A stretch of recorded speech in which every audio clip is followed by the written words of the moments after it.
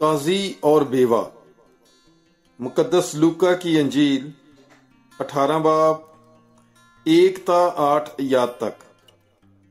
پھر اس نے اس غرض سے کہ ہر وقت دعا کرتے رہنا اور ہمت نہ ہارنا ضروری ہے، انہیں ایک تمثیل سنائی اور کہا کہ کسی شہر میں ایک قاضی تھا جو نہ خدا سے ڈرتا اور نہ آدمی کی کچھ پرواہ کرتا تھا، اور اسی شہر میں ایک بیوہ تھی جو اس کے پاس آتی اور اس سے یہ کہا کرتی تھی کہ میرے مدعی کے مقابل میرا انصاف کر۔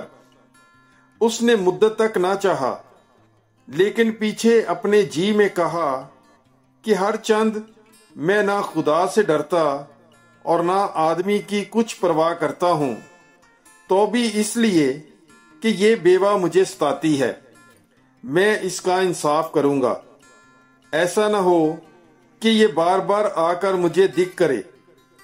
اور خداوند نے کہا کہ سنو، یہ بے انصاف قاضی کیا کہتا ہے، پس کیا خدا اپنے برگزیدوں کا انصاف نہ کرے گا جو رات دن اس سے فریاد کرتے ہیں، یا ان کے واسطے دیر کرے گا؟